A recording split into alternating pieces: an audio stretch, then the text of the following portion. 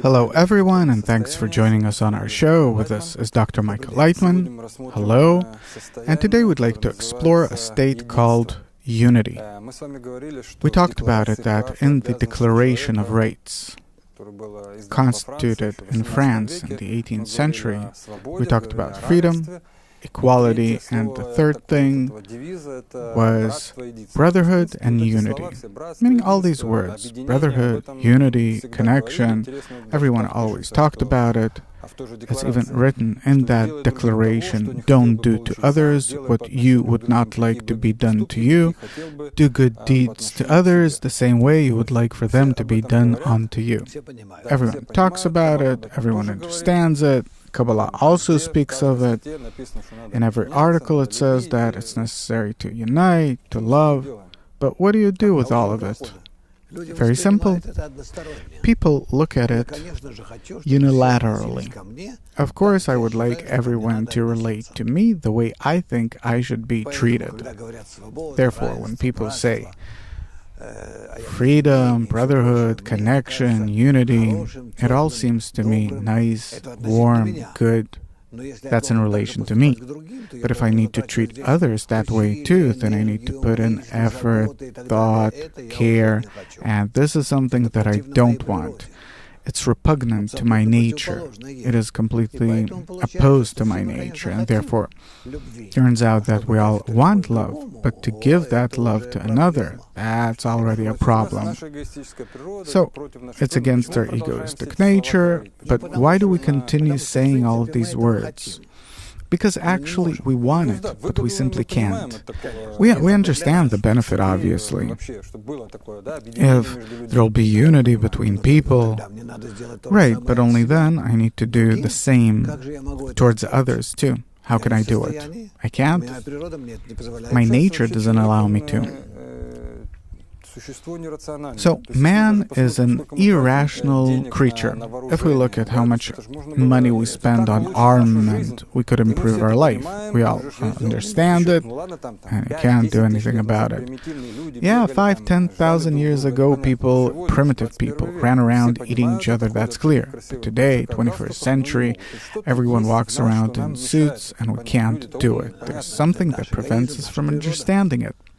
Our ego, our nature, it's made that way that we can't do good to each other. Who made this nature? Nature did. Nature made us so? Yeah, that's how we've developed. From our nature, you can say that it's the creator, that it's the upper force. It makes no difference.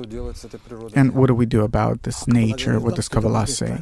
Kabbalah says that we can correct it. We can correct it, but only on condition that a person consciously, gradually will want to do it and will put in certain efforts. So there's a methodology that allows a person to rise above his egoistic nature and to start feeling others as himself, up to the point where he wishes to others what he wishes for himself. And the world will come to a state of unity, connection, brotherhood, etc. Why do we aspire for these concepts of family, brotherhood? Because in that case, we're in the most comfortable state. Ideally speaking, of course, but it's the most comfortable state if we think about each other, if we support each other, if each cares about the other, then no one can feel bad. So the state is good, and what's interesting is that it said that such a state of exaggerated unity brings to racism, chauvinism, etc. Religious fanatism. This is when I take a group of people and I start treating them with increased concern and care because we have a certain goal that is directed or aimed against others. Then I treat these people with increased care, attention. We start elevating ourselves, feeling that we're unique individuals. This egoistic sensation gives us strength And here, we already breached the boundaries of, but that's no longer simple egoism, but chauvinism, meaning uniting against someone. It's not against our nature, but supports it. Yeah. In this case, I need a few more partners. I find them. We care for each other. We're a strongly united team. And we simply run over everyone else. Maybe to invent something like all people to unite against, if aliens would come here. I don't know, people invent many things. That we have some kind of threat or something. Of course, every government invents that way some kind of enemy against them. Yeah, for all people to unite. Right, and then it's a united nation. Politicians use it. So maybe we'll offer this kind of idea. Where will you find it? Why do Russia, the US, and all developed countries are one against the other, actually? Because it helps them to be united. It helps them to mobilize the nation, resources, etc. It adds additional forces in the masses. There are a few states written about in the Torah. I'd like to go over them. There's a state called, in the relations between people, mine is mine and yours is yours. That's the first state. That's called Sodom. The second state is where yours is mine and mine is mine, called Am Haaretz, etc. 4 states, we'll go over them in a moment. I'd simply like to understand from the point of view of inner spiritual states. What is it about? The first one, for example, mine and yours is yours, it's considered like the most normal state in our world, and in the Torah it's considered Sodom. The most normal state because it cuts off all relations between people. Mine is mine and yours is yours, meaning that I'm not allowed to give you anything or receive anything from you. And the same goes for you and everyone else in our society. So we're practically isolated from each other. And furthermore, we observe each other to make sure that this condition is kept in our group, in our nation, suppose. So it's against unity, against the tendency of nature. It's against nature altogether, because nature is based on there being an interconnection between cells, atoms, parts, people, etc., at least somewhat, somehow. And here, everything's based on isolation. And a state where mine is yours and yours is mine, then there's exchange. I don't know how to translate it. It's called Am Haaretz in Hebrew. Right.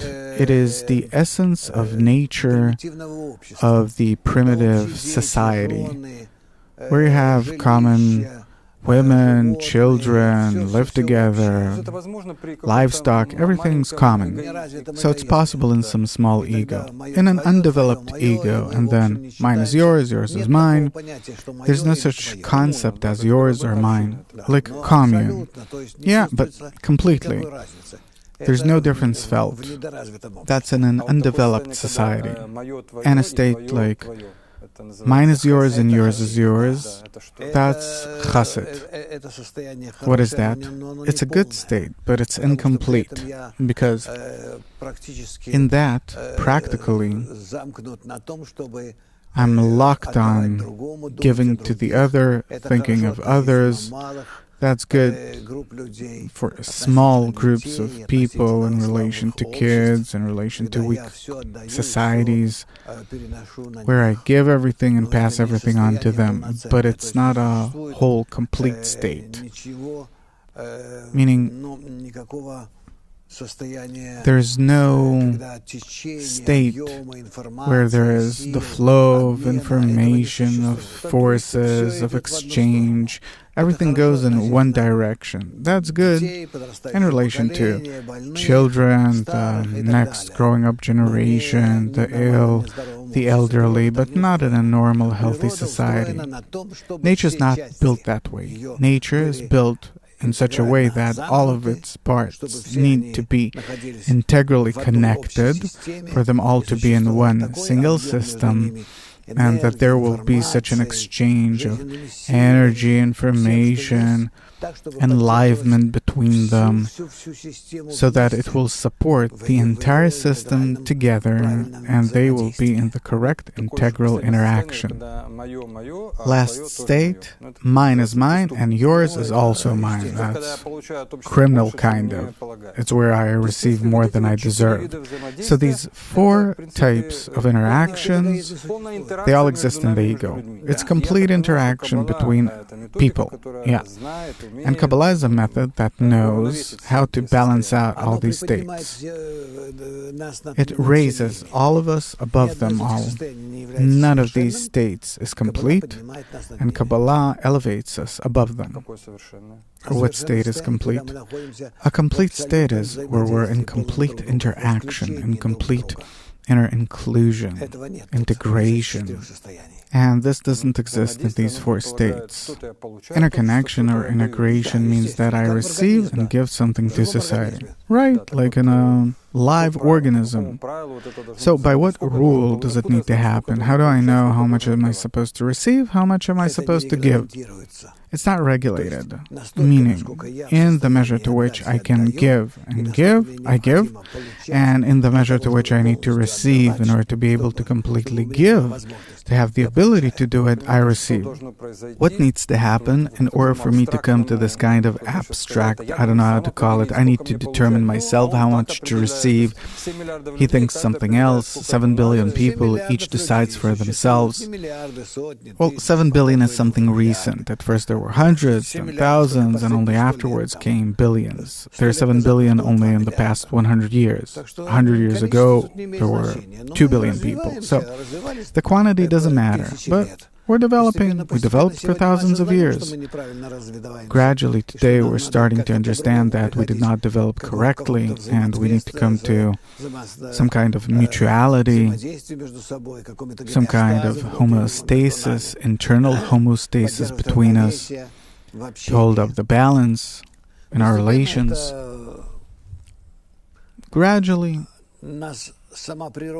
nature itself, all of our qualities, all of our states, teach it to us. And so a few more hundreds of years will go by. One way or another, humanity will come to it. So if I correctly understand, in nature there are forces that we can awaken upon ourselves, draw upon ourselves, and they will bring us to balance. Of course, not we ourselves. We're under these forces. So the force of nature will balance out the reception and giving. How much do I need to receive? How much do I need to give to society? Yeah, gradually we'll grow smarter. We'll draw these forces from nature. They'll work on us, change us, and we'll enter such a state of connection, correlation between us, that we will receive as much as we need from each other and give as much as we need in order to keep our society in ideal balance. But it's a theory that you need to believe. Well, it's not a theory. At some point, our times will become history, and then that theory will become reality. Thank you very much. Till next time.